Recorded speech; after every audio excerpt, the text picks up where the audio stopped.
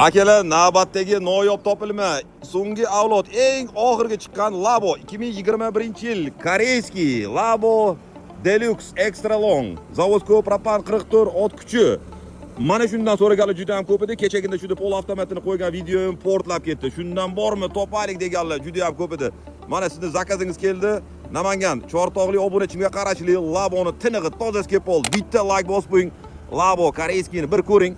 Bu tulporimiz O'zbekiston bo'ylab kira qilmagan. Bu mashina egalari svarshik kishi o'z-o'zidan o'zini svarshik apparatlari va boshqa qurilmalarni solib yurib obyektga borishgan, kelishgan. Yurgan probegi 141 ming.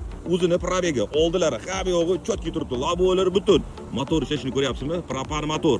Balonlari 80% desam to'g'ri bo'ladi. Mana bu ramasi siz bilgan Labodan ancha baquvvat. 1,5 tonna yuk bilan bular dovonga, Perivalga ko'tariladigan mashinalar hisoblanadi. 100% propanda metan o'rnamagan. Bortlari radnoy, yo'q-yo'g'iga ko'ryapsiz, bu cho'pada tegizilgan joylari bor. Mana bunaqa rezinkalar solib qo'yilgan. Tagilarni qarang, janglab yotdi mashina. Mana buni sifat desa bo'ladi. Koreya ichki bozor uchun ishlab chiqarilgan Labo Deluxe. Hozirda Labo zavodi 2021-yilda Dev kompaniyasi bankrot bo'lib, Laboni batamom to'xtatgan. Labo hozir sotuvda yo'q. Koreyada chiqmadi. 100 ming dollarga ham yo'q buni 2026-si. 141 ming yurgan masofasi, konditsionerlari bor. 5 talik korobka. Mana bu yerlar ko'ryapsiz, to'liq elektropaketda, hamma narsasi bu zavodskiy holatda. Ichini aka obshipka qilib qo'yganlar. Endi bu kraskasi toza, chotki holatdagi Laboyimizning narxi 10.700 dollar, oz-moz kami bor, faqat naqdga sotiladi, variant kredit vibga yo'q.